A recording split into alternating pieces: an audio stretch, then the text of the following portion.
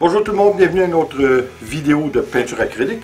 Alors cette fois, vous savez, ça fait quelques vidéos qu'on fait pour essayer de reproduire, c'est-à-dire de créer des reliefs sur notre canevas avec notre acrylique.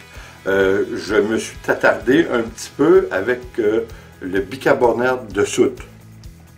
Là, je pense que je viens d'avoir un tongue twister, là, mais bon, vous avez compris.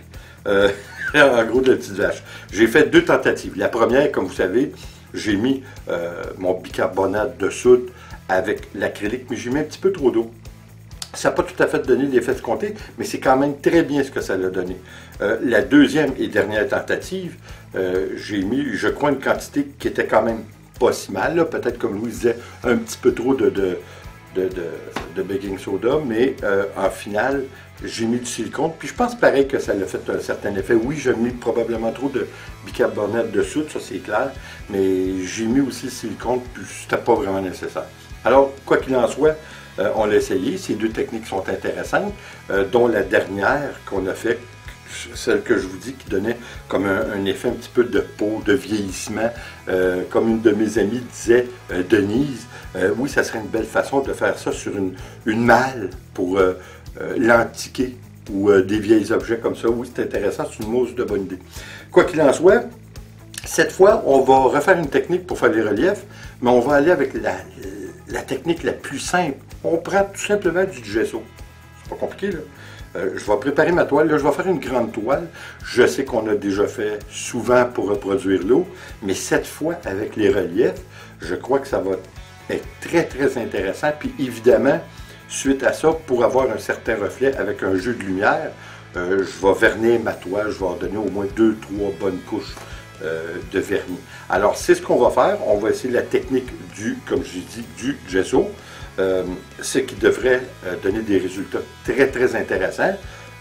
Dans les semaines à venir, je vais vous donner aussi d'autres recettes, peut-être aux prochaines vidéos, d'autres recettes pour faire vos propres méthodes au lieu de prendre du gesso, il y a des petites recettes qu'on peut prendre avec de la poudre de bébé ou du cornstarch, du fécule de maïs. En tout cas, c'est assez intéressant ce qu'il y a qu'on peut faire. Il y a tellement de produits. Là. Ce qui est intéressant avec la poudre de bébé, imaginez-vous donc, votre toile, elle va toujours sentir bon. Ça, c'est un plus. Au lieu de mettre des parfums dans la maison, bien, vous avez vos toiles, puis c'est réglé. Alors, de toute façon, on va essayer toutes sortes de choses. Hein. Et puis là, on va aller avec notre gesso. Comme je vous dis, on va y aller avec l'acrylique. Je ne mettrai pas de silicone, je ne mettrai pas rien. On va seulement que mélanger notre acrylique avec de l'eau. Parce que je veux, comme je vous dis, un résultat qui ressemble à l'eau. De toute façon, ça ne sera pas une copie conforme à l'eau. Ça reste un abstrait et ça va être ma version de l'eau en abstrait. Alors, on s'en va essayer ça.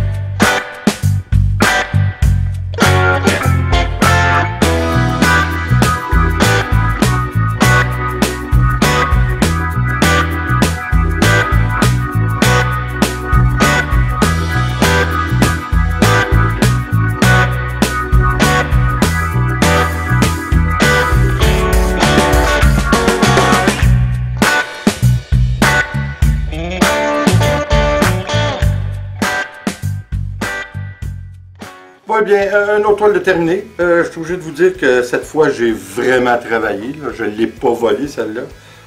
Écoutez, il faut toujours qu'on se rappelle. La raison pourquoi j'ai travaillé beaucoup dessus, c'est que je suis en train de retomber dans le pattern d'essayer de reproduire l'eau. On est en abstrait, là. C'est ma façon de voir l'eau en abstrait. L'abstrait, c'est de l'abstrait. On joue en fait avec la réalité, l'abstrait. Mais on ne doit pas trop s'y approcher. Puis là, c'est ce que j'étais en train de faire. Puis, dans mon livre à moi, quand on fait un abstrait, c'est une erreur. Mais bon, de toute façon, je trouve que c'est très bien. C'est une belle façon d'exploiter notre acrylique pour faire une représentation de la mer avec le bord d'une plage. Comme je vous dis, là j'ai des petites corrections à faire ici et là, mais vraiment rien de majeur. Mineur, je vais mettre un petit peu de blanc là, pour montrer l'eau plus définie. Quoi qu'il en soit, je trouve que c'est très bien. Comme vous avez vu, j'ai mis du Floetrol et du vernis mélangé dans mon acrylique. Le Floetrol, le seul petit problème avec le Floetrol, c'est que ça fait sécher notre toile beaucoup moins rapidement. Ben, en fait, c'est un problème, ça dépend de ce qu'on fait. Là, dans ce cas-ci, étant donné que j'ai retravaillé beaucoup mon acrylique sur le canevas même, c'était une bonne chose de mettre le Floetrol parce que justement, ça me permettait de le travailler un petit peu plus longtemps sans qu'il fasse des petites bosses. Quoi qu'il en soit, je trouve ça assez intéressant. J'espère, écoutez, encore une fois, c'est mon interprétation de l'eau en abstrait. Mais il y a tellement de façons d'y aller. Je pense que, comme j'ai toujours dit, il n'y en a pas d'erreur en abstrait. Il y a juste des façons de voir les choses et puis sont toutes bonnes. Fait que, encore une fois, j'espère que vous avez apprécié. J'espère que vous allez l'essayer parce que c'est très intéressant. C'est beaucoup d'ouvrages, là. Il ne faut pas se le cacher, là. Ça nous donne du fil à retordre. Mais bon, c'est quand même, le résultat est plaisant. Je suis quand même assez satisfait. Je pense que vous voyez un petit peu que, pas tout à fait, mais encore là, c'est mon côté qui essaie de recréer exactement l'eau, là, mais il faut tellement se rappeler que c'est pas ça. En tout cas, écoutez, là-dessus, encore une fois, j'espère que vous avez apprécié. Merci d'être là. Et comme toujours, s'il vous plaît, abonnez-vous, laissez un commentaire et partagez, c'est toujours apprécié. On se revoit aux prochaines vidéos. Attention à vous. Ciao.